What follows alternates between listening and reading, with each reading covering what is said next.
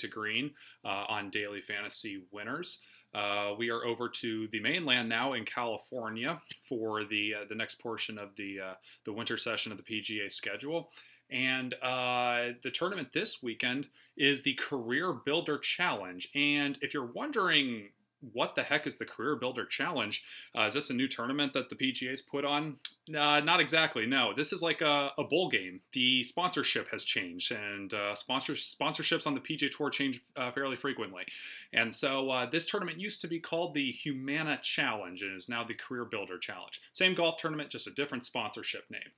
There are some unique things about this golf tournament, though. The first thing is that the cut, which is usually on Friday, it is on Saturday. So every golfer is guaranteed at least 3 rounds, and then there will be the traditional cut.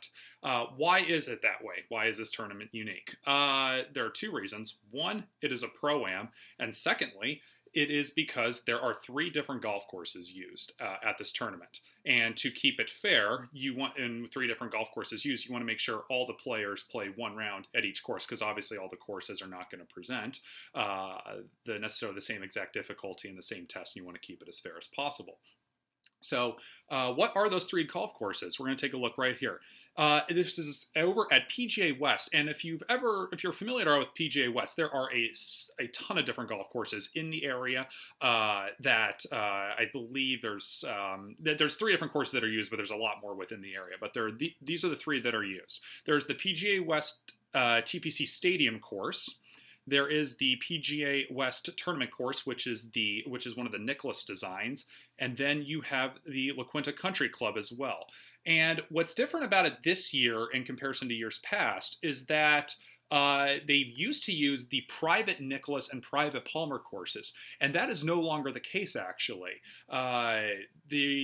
So the reasoning on that is because they're bringing the stadium and the tournament courses into play here with the new sponsorship, the Career Builder Challenges instead of the Humana Challenge.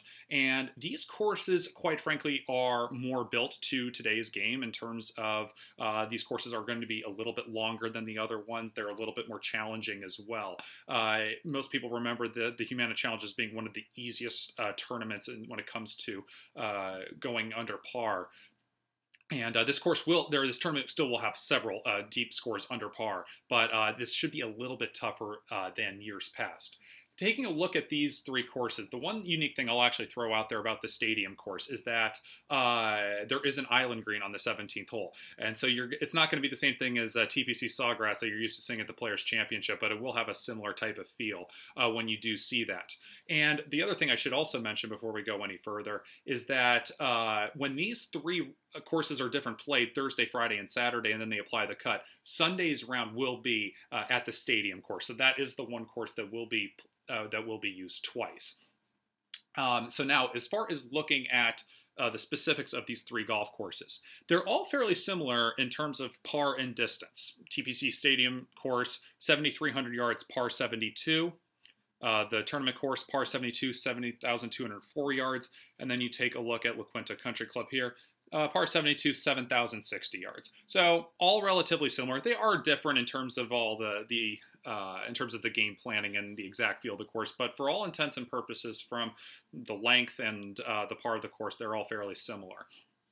The average par 5 distance, and I should say there are 4 par 5s on all 3 courses, so there will be a lot of eagle opportunities out there. However, if you look at the tournaments past, the 2 courses that yielded so many eagles were the Palmer course and the Nicklaus course, the private ones, particularly the Palmer course. They gave up a lot of eagles. So there will not be as many eagles as years past. And the Palmer course is a track that shorter hitters often did very well at. And so now when we're going to be moving to some slightly longer tracks and the par 5s are a little bit longer, the stadium course in particular, they have a couple par 5s over 600 yards.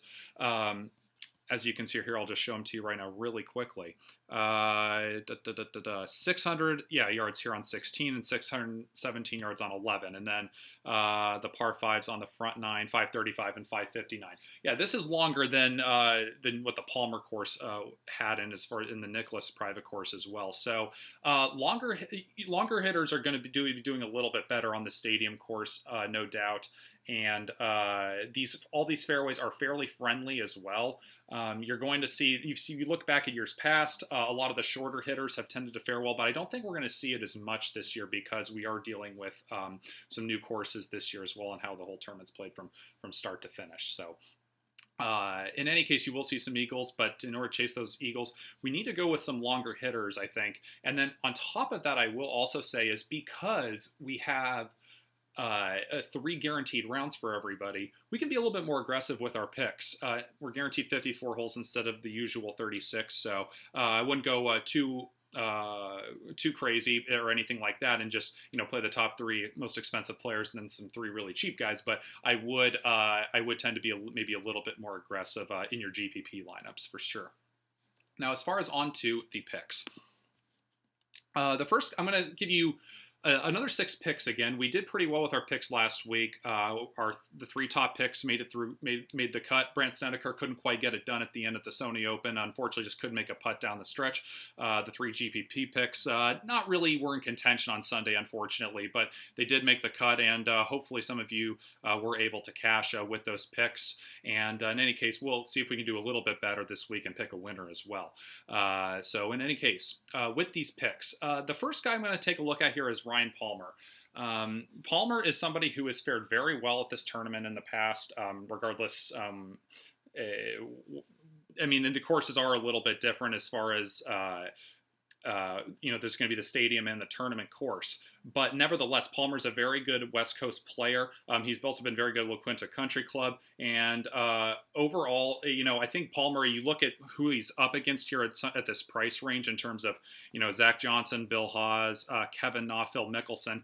Palmer, you might think might be on the weaker end of that as far as being a noteworthy name, but Palmer's West Coast history speaks for itself. He's also off to a good start this year and played really well at the Sony Open, and I fully expect him to continue that here at the Career Builder Challenge.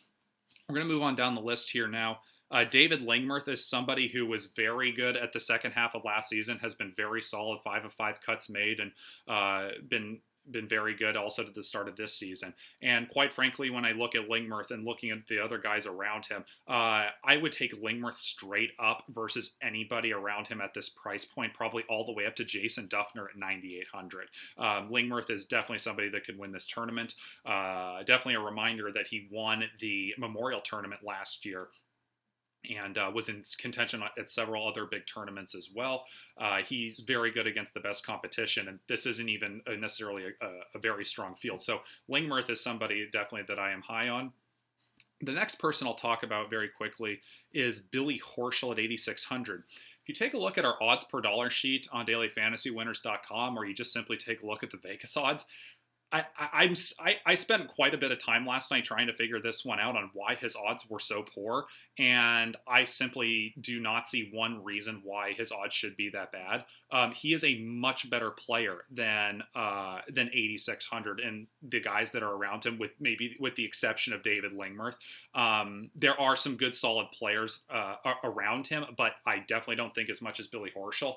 And the other thing I find interesting about Horschel is he is a high variance player. He is somebody that can go off. He is somebody that can absolutely win this golf tournament. So I'm a little surprised he's 70-1 to win it. Was the last time I looked at the Vegas books for what his odds were. He's can definitely he can blow up a little bit. He might be somebody that may not play on Sunday, so maybe he's a little bit risky. But I definitely think at the same time he's somebody that's he hits the ball a good distance. He can rack up the eagles, and he can definitely win this thing. So even though the odds per dollar don't say it, and I think he'll actually have really low ownership, I would definitely be rostering him at least in some GPP lineups. And then we'll take a look at another 3 here, more down the $7,000 range. Tony Finau at 7,800, by far the best player in this price range. He is just straight up a much better player than this. He was killing it at the end of last season and is already, again, 4 of 4 cuts made this season. He already has a top 10, toward the end of last season. And so obviously Finau at this price range, I just simply don't get this price at all whatsoever. Finau is somebody that should be more up in the David Lingmerth price range. I think it's more because Finau hasn't won a huge tournament than maybe why he hasn't quite gone that price jump yet. So I would definitely be going with Tony Finau as my favorite pick in this price range. Another two guys I'll throw in here: Anriban Lahiri, 7,500, a very long hitter. Someone who was in contention at the PGA Championship down the stretch at the end of last season, already off to a solid start this year, and I see no reason why you should not be rostering him this week. And then lastly here, down below, again, I used him last week, and again, I just think he's underpriced, and I think people are writing him off too much, as Steve Stricker at 7,000. One thing I will throw in, just off of some of the stuff I said about him last week, is that Stricker has not qualified for the Masters, and Steve Stricker still has not won a major. And I don't like throwing in the motivation factor too much in golf, just because it's like, I think everybody is trying the best they can, obviously at all times, and I'm not sure how much, putting an extra oomph of energy, if you will, is going to help. But at the same time, Stricker is running out of time, and Stricker has incredible he has incredible experience. He's done very well at this tournament in the past, and I think again, it is going up through Saturday where the cut is. But he is he is the safest bet to be playing on Sunday for a golfer at this price range down at 7K. And again, I think he is somebody that could certainly be a sleeper to win this thing as well. And then lastly, I'll throw in a sleeper pick. I didn't do so well with Brett Stegmeyer last week. Unfortunately, didn't quite make the cut. So I'm going to give you somebody else here that maybe might be a sleeper that people are missing on. If you go all the way down here, there we go, down at 6,500, Ben Martin. If I can find him, there he is. Ben Martin here at 6,500. He is somebody that did very well throughout last year from a consistency standpoint. He was somebody that a lot of the best daily fantasy players used and daily fantasy golf players used last year. If you take a look at last year's stats, he actually made 20 of 27 cuts. He had 5 top 10s. He won a tournament as well. And he's already off to a solid start this year. And for 6,500, if you're going to give me somebody that can actually put himself in contention that frequently on Sunday, I will absolutely take that at 6,500. He is very consistent. And I always am looking for some consistency there at 6,500 to go with some maybe more of the GPP plays, if you will, in the $7,000 to $8,000 range. So that's it all for this week for the Career Builder Challenge. The odds per dollar sheet is updated on DailyFantasyWinners.com. You can check that out. Please remember to like and subscribe our Twitch and YouTube accounts. And then, of course, you can follow me at Nick Juskewycz, and then, of course, at DFantasyWinners for DailyFantasyWinners.com. Thanks, everyone. Have a great day.